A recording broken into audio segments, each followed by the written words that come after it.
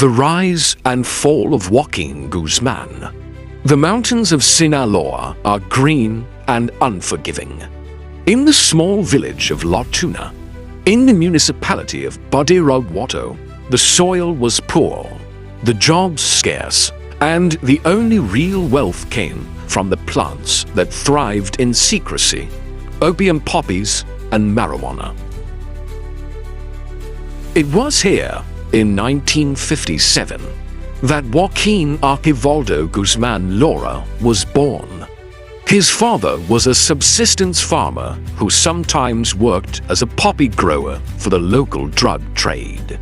Life was hard, food was never guaranteed, and young Joaquín learned early that survival required more than hard work.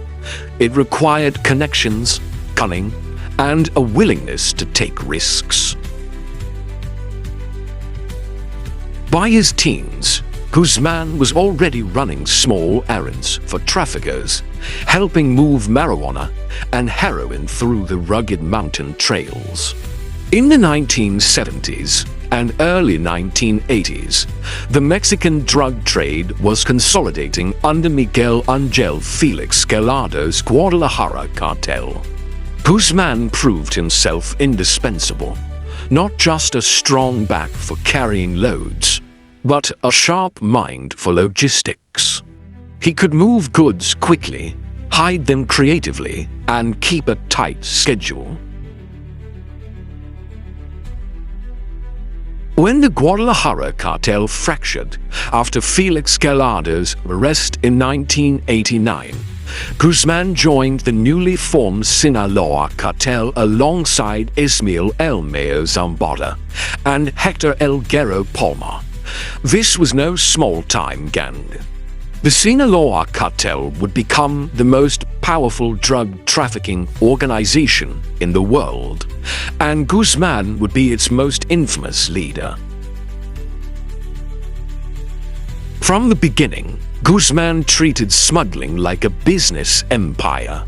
He diversified his transportation, fleets of trucks with hidden compartments, fishing boats and speedboats for the Pacific routes, and even small planes and submarines.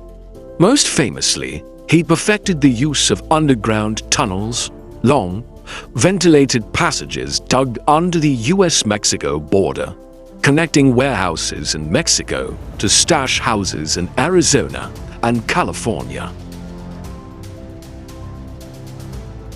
His cartel flooded the United States with cocaine, heroin, methamphetamine, and marijuana. At its height, it was estimated that Guzmán moved hundreds of tons of drugs each year, generating billions of dollars. Money was laundered through front companies, real estate, and shell corporations, while violence ensured obedience. In Sinaloa, Guzmán became something of a folk figure, a Robin Hood to some, a brutal tyrant to others. He handed out cash to the poor, paid for church repairs, and even sponsored festivals. But behind the legend was a network built on intimidation, murder, and corruption. Police, military officers, and politicians were bribed to look the other way, or to actively protect the cartel's operations. In 1993, Guzmán's empire faced a shock. While in Guatemala, he was arrested and extradited to Mexico.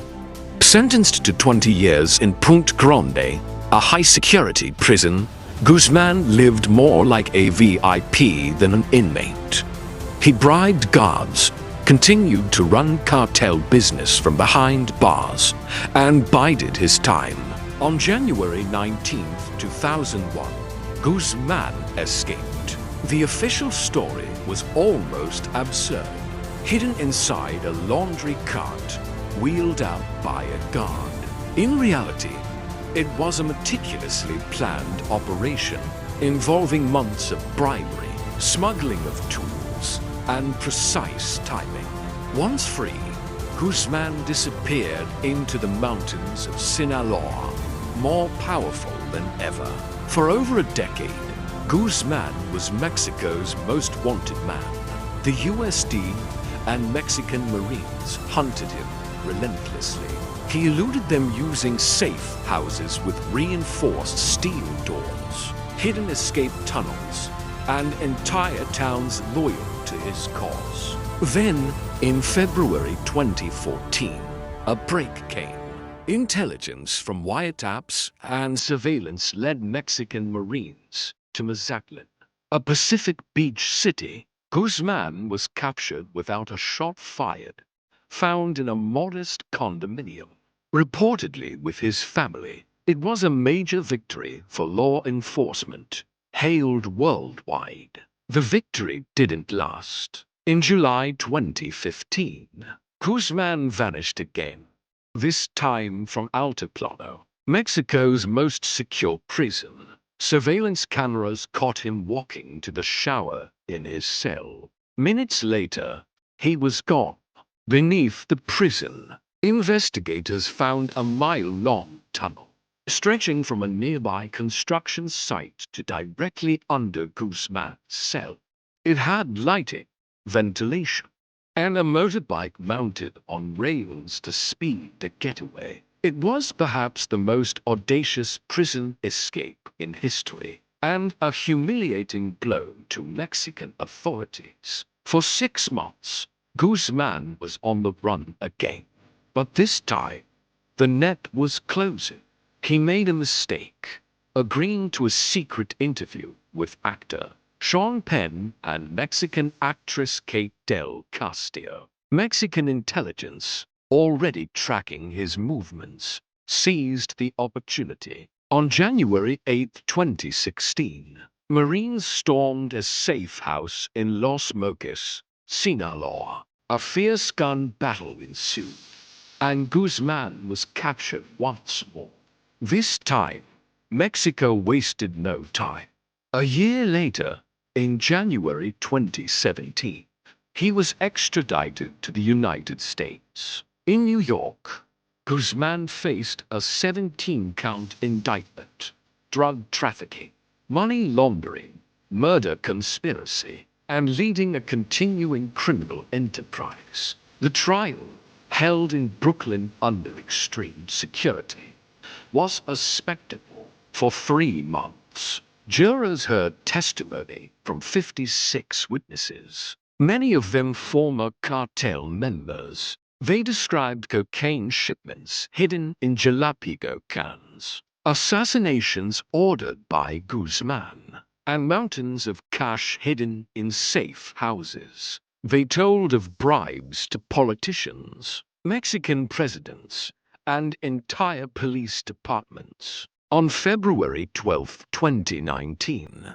the verdict was unanimous: guilty on all counts. In July, Guzmán was sentenced to life in prison plus 30 years and ordered to forfeit $12.6 billion. He was sent to a DX Florence in Colorado, the most secure federal prison in the United States, a place designed to make escapes impossible. Even behind bars, Guzmán's legend persists. The Sinaloa Cartel remains active, led in part by his sons, known as Los Chapitos, and his old partner, El Mayo Zambada. But his story is more than a tale of a single man. It is a mirror held up to 2 nations, reflecting poverty, corruption, demand for drugs, and the immense profits that drive the trade. Guzmán's rise was made possible by the very systems meant to stop him, and his fall, while dramatic, did little to slow the flow of narcotics northward. In the end, Joaquín El Chapo Guzmán is a prisoner of steel and concrete, but the empire he helped build still casts a long shadow across Mexico and beyond.